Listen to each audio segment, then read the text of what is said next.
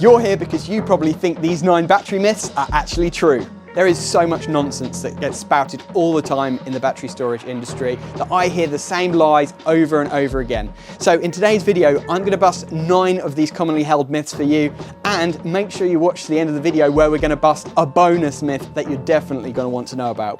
One thing that a lot of people say is you need to go as big as possible with your battery storage. That's a really good question to ask. Is a bigger battery always better? Well, not necessarily. You need the right size battery for your property, and I've seen customers who need hundreds of kilowatt hours of battery storage because they genuinely use a huge amount of energy, and other customers who only use a small amount of energy and don't need a very big battery at all. But there's another aspect that you need to consider. The inverter size is always going to limit what you can get in and out of your battery anyway. So there's no point in going huge with your battery storage capacity with a tiny inverter. It's a bit like trying to squeeze a whole swimming pool worth of water through a tiny little copper pipe. You're never going to be able to force all of that water through that pipe, and therefore all that water that's stored in your swimming pool is completely useless. The point is, sizing correctly is super important. Not too big, not too small, but just right for your property. And any good system designer can work that out for you based on your energy use, your usage habits and patterns, and also which tariff you're thinking of going on. Now let me give you a real world example here. You might have a 20 kilowatt hour battery storage system that has a 5 kilowatt inverter. What that means is that your inverter is going to limit how much you can charge and discharge the batteries at. 5 kilowatt is the amount of power that you can draw from those batteries at any given time. So even if you've got 20 kilowatt hours of capacity because the batteries are full, if you're using 7 kilowatts of power in the house, only 5 are going to come from the battery system, and the other 2 is still going to be pulled from the grid. Now this is something that a lot of people don't realise, and it frustrates them when they've paid a fortune for a battery storage system, but they're still pulling power from the grid even though their batteries are fully charged. So the inverter size and what we call the C rating of the battery system, how quickly it can discharge, those factors are as important as capacity. Now the second lie that you might have been told is you can install a battery system anywhere. Well, believe me, I have seen it all. Particularly batteries in lofts is one classic that we see a lot, and I understand why from a certain perspective. A loft is a nice place to hide a battery system. In general, you're not going to go up there very often. It's kind of wasted space in a way.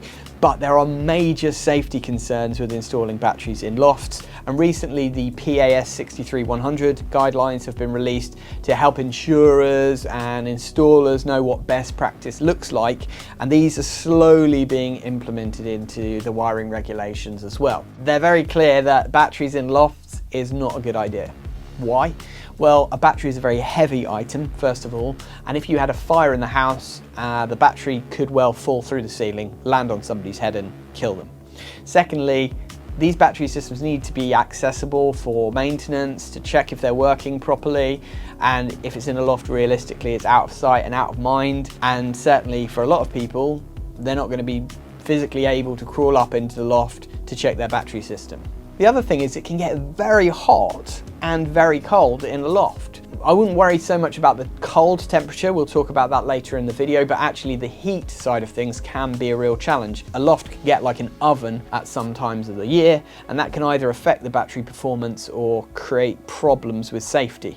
And that is the other thing, is safety. If you've got a battery in a loft and something happens, really rare, but maybe it catches fire, for example, how are you going to know? If you've got a smoke alarm up there, then that will help, but realistically, it's just not an ideal place to put such a big, heavy, powerful piece of equipment. So batteries in lofts is definitely one location I would say is a no-no. There are others though. For example, in other parts of the house, I've seen batteries installed in people's downstairs toilets, in their hallways, which is a fire escape, under stairs. There are so many places that you just think that is not a good idea to install a battery storage system. Think about potentially the sad situation that happens where you've got a fire in the house. Now the fire is not caused by the batteries, but the batteries are sitting there, and as the fire spreads throughout the house, guess what? The batteries suddenly become a big hazard, because if a battery is surrounded by fire, guess what? It's going to catch fire, potentially explode. And if that is in a fire escape, fire brigade trying to come in and out to rescue people, people trying to exit the property, it just creates a whole can of worms for the fire brigade or for people trying to get out in the event of a fire. So that's why the PAS document recommends to not install batteries in living spaces in homes, to not install them in fire exits, and even to not install them near fire exits on the outside of the building. So the main entrance to the property or windows that could be used as a fire exit. You want to ideally keep battery systems away from those things. And that's why we as a company generally recommend to put them in an outbuilding if possible, or on the outside of the property somewhere.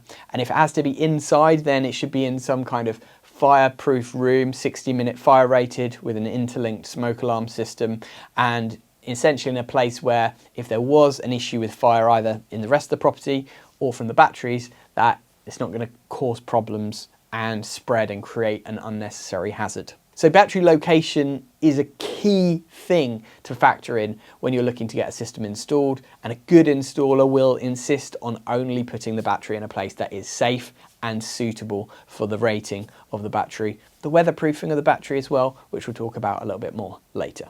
Another lie that confuses a lot of people is when they say batteries are pointless without solar. Actually, that's not true. A battery system can be really effective even if you don't have solar by using things like time of use tariffs, where you can charge the batteries on the cheap rate overnight and then use those batteries to power your house during the day to lower your cost per kilowatt hour. You can also use the batteries to store power when it's cheap and export power to the grid when it's expensive. And people do what's called energy arbitrage, or basically energy trading, where they buy low and sell high and actually make money out of their batteries. The other benefit of batteries that a lot of people don't think about is having backup power. If you've got a battery storage system that enables backup power, that means that in the event of a power cut, your house still runs off your batteries. And that can be a huge benefit of batteries, even if you don't have solar. Another big lie that a lot of doubters will say is batteries won't make any difference to your bill. And the reality is that batteries won't make much difference to your bill if they're not used properly. Many people take for granted that tariffs have a huge role to play when it comes to benefiting from battery storage. For example, if you just use your battery to charge up from the solar and then use your own solar overnight, that will make a difference to your bills because you're not pulling any energy in from the grid overnight when the sun's not shining. But to make even bigger savings, what many people do is choose to actually charge their batteries from the grid using overnight cheap electricity, and then run their house from those batteries throughout the day when energy prices are higher. Then when the sun is shining, they export their solar power to the grid and get paid for it. So there are various ways to get the maximum savings from your battery system, and it's not always just about self-consumption of solar energy. Tariffs make a big difference, and if you're not on the right tariff, that can mean that you're paying a lot more for your energy than you really need to. Another myth that I hear a lot is battery chemistry doesn't matter. Well, actually, battery chemistry does matter quite a lot. Different battery chemistries tend to have different characteristics. The most common battery chemistry nowadays is LFP, or lithium iron phosphate. LFP batteries tend to be quite stable and safe, whereas the NMC batteries that were previously used did have a lot more issues when it comes to fires and explosions. So that's something to bear in mind. But the other thing is things like depth of discharge, number of cycles, temperature ratings. All of these things vary with different battery chemistries. So for example, we recently installed a sodium battery, and that has an amazing temperature range. It also has a really good charge and discharge rate. So there are certain benefits to having a sodium battery that might not be available with other battery chemistries. Now obviously the chemistry that you choose also affects the price. For example, sodium batteries are a bit more expensive at the moment because it's quite new technology. Lithium iron phosphate seems to be the most common and cheapest chemistry. It's very stable, and most of the batteries that we install do contain that chemistry. But for example, the Tesla Powerwall 2s, which we were installing up until recently, are NMC technology, which they use in the cars, and it's a very good battery technology, but it does have less safety features built into it. Now, there's not really a best battery chemistry, they just vary depending on different circumstances. So definitely worth asking the question to your installer, what is the battery chemistry, and understanding a little bit about that chemistry and how it affects the performance of the system. And of course, different battery chemistries have different energy densities too. So for the size and weight of the battery, a certain chemistry may have more power output and more storage capacity for a smaller footprint, whereas other chemistries may need more space or way more for the same amount of power and energy capacity. Another myth that people believe is that batteries don't last very long. You may have heard that they'll die quickly and they're not worth it because they're not going to last for very long. Well, most batteries come with a robust warranty of 10 years or several thousand cycles. Now, in reality, many batteries will last a lot longer than 10 years. And even when the 10-year warranty ends, that doesn't mean the battery is going to be completely useless. In general, battery capacity slowly fades over time. So you may find that a battery like this, after 10 years, is still perfectly good, but only operates at 80% of its original capacity. And you see that with vehicles. For example, many Tesla Model S's from back in the day that have done 300,000 miles or more and still have very good battery capacities remaining. Another one that I hear a lot is cheap and expensive batteries, they all do the same thing. Well, no, they don't. There are features to more premium battery systems or just good quality battery systems that cheap budget systems do not have. For example, the BMS or battery management system is a very important factor in a battery storage system. That has safety, which is critical, but it's also about ensuring the battery lasts for a long time, and critically has some kind of control built into it so that you can actually control it using an app. You can monitor what's going on with the system, and you can set various things like time of use tariffs, smart integrations to enable you to get the most out of your battery system. A lot of cheap systems simply don't have a good app or any app at all, and that means you've got a system that you just don't know whether it's working or not. Something else to think about as well with cheap systems is how long is the company going to be around for. If a system needs regular firmware updates over time to make sure that it's working to its maximal efficiency and the company goes bust, will the system still survive?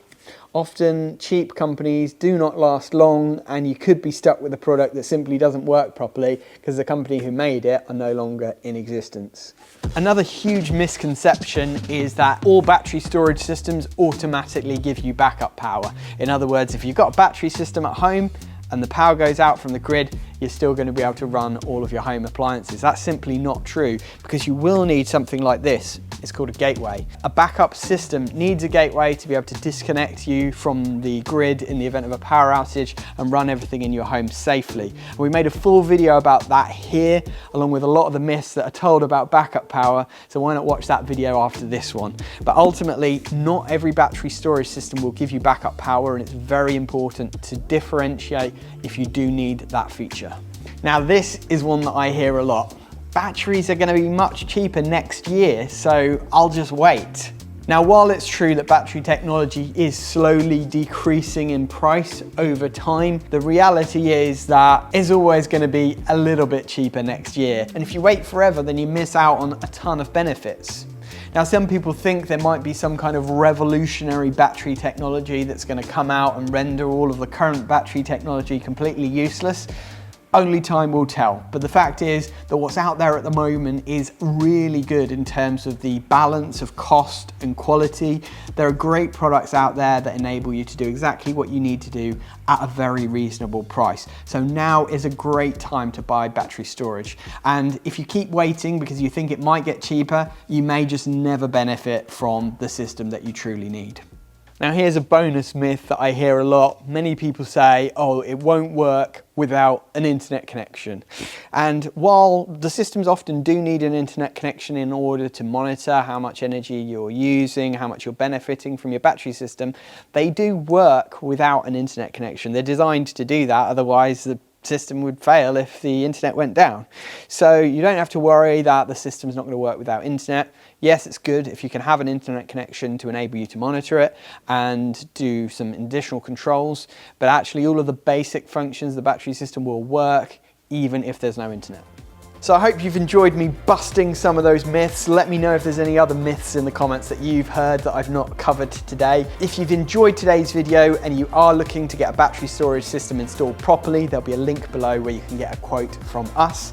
And why not subscribe and watch one of these videos here that YouTube thinks you'll enjoy.